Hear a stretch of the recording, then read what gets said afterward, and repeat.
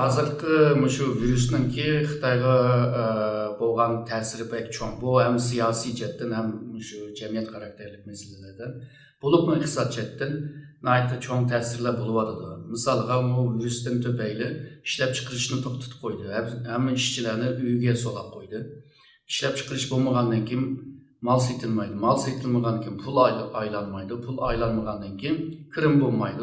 Kirim bo'lmagandan keyin maosh berolmaydi. Maosh berolmagandan keyin hukumat bundan boj olamaydi degandek shunday bir ahvollar paydo bo'lyotidi. Agarda bu virus masalasi 6-oygacha davom qiladigan bo'lsa, hozirgi men degan bu ahvollar texmi kuchlanib, texmi olib ketgandek turdi.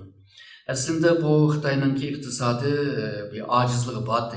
2008'den keyin shu dunyoning iqtisodiy va finans jihatdagi krizdan tufayli Xitoyningki tijoratiningki, iqtisodiningki taraqqiyoti biraz astilgan aslında.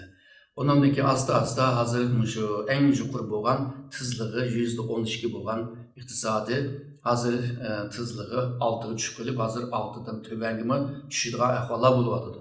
O'z vaqtida Xitoyningki bosh ministri Jurongji degandi. Agarda Xitoyningki iqtisodiy taraqqiyotininki tezligi %6 dan tövang tushib qolsa, nurg'un shirkatlar yopiladi, nurg'un fabrikalar yopiladi, undan keyin ishsizliklar ko'paydi. Bu ishsizliklar berib, undan keyin jamiyat masalalarini yaratadi deydi. Yana bir mesele bo'lsa, shu Amerika bilan Xitoy orasidagi tijoriy urushi. Bu urush bilan birlikda Xitoyga jiq ziyon bergan bo'ldi va Xitoyningki ishsizlik persentini ko'paytgan bo'ldi. Yani yig'ib kelgan chaqda 2008'dagi bu iqtisodiy kriz xalqaroviy bo'lgan, ikkinchisi bu tijoriy urush, uchinchi shu virusdan tufayli Xitoyningki iqtisodiga bir ziyonlik berdi. Bu ziyonlik yolg'izla iqtisod emas.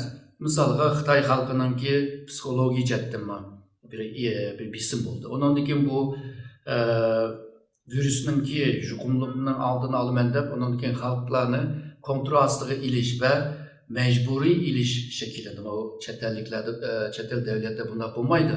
Chet el devlette onu düşündürüp, onu kayıl kılıp, onun nekin aldı. Ama Xitay tamamen bir diktatörlük bir başkuruşuyla halkını mı narazı kılgan halkı ekip koydu hazır bu. Hem de bu dakı bir vaziyet bile halkla kozulup bir neslerine kılışma biraz ters görünüyordu. Ama burunki SARS meselesi, hazırki koronavirüsü bilen mesele. Ondan keyin yana bir qatim shunday bir yuqumli bir mesele bulup, yana Xitoy shunday bir bisim siyosatidan ilib boradigan bo'lsa, xalqlar qo'zg'algan ahvollarmi bo'ladi. Endi xalq agarda qo'zg'alib qolsa, Xitoy hokimiyatiga qanchalik bir ta'sir yetkazadi degan vaqtida, misolga Xitoy hokimiyati aslida Xitoy Kommunist Partiyaningki hokimiyati. Yani bir partinin hakimiyeti, devlet o partinin, hem nima bu partinin. Çünkü bu partininki, bu devletin başkuruşununki hakkı, yani kanuni ceddinki hakkını normalde tarihten kelgen bir vazife ve şundakla halkının kollaşışı bile de odadı. Hazır halkının kollaşını koluğu düşürüş onda asan bulmayı odadı. Evet, ben degen vakalardan tüpeyli. Bunun kim bu iktisadi naçarlaşkan siri, bunda ahvallar tegma köp buludu deb o'ylayman.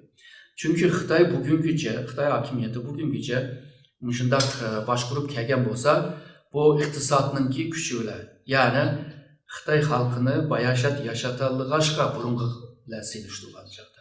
Shuningga bu hokimiyatni tutib turibdi. Bugun agarda iqtisodda Xitoyningki ahvoli nacharlashib qolsa, undaqda Xitoyningki bu xalqni boshqara oladigan va xalqqa bu o'zininki boshqurish haqqini bo'lganligini, ama Türkçe degan vaqtida meşru haqqini yutirib qo'ygan bo'ladi. Undaqda markaz hukumatiningki cho'kishi undan keyin kun tartibga keladigan bo'lib qoldi. Chunki xalq sen nimani boshqaryapsa, qaysi haq bilan boshqaryapsa, nima qonuniy bir tarafing bor, asosi nimadu deb so'raydigan bo'lsalar, Xitoy Kommunist Partiyasi undan keyin bu davlatni boshqara olmaydigan holga keldi. Çünkü Xitoyning tarihi qarasaqmi, insonlik tarihi qarasaqmi, hamma nima uzun devam qilmaydi. Onunki tugaydigan bir vaqti bo'ladi. Her qanday ziyafet qanchalik uzun bo'lib ketsin, uni tugaydigan bir vaqti bo'ldi. Shuningga bu Xitoy hokimiyati, Kommunist partiyaning boshqarayotgan bu hokimiyat agarda iqtisodini yaxshi ilib boramizsa, xalqning ko'nglini olamizsa, bu Xitoy hokimiyatimi shu Sovetlar ittifoqi yıkılgandek bu Xitoy hokimiyatining markaz hokimiyati cho'kib ketadigan ahvollar bo'ldi.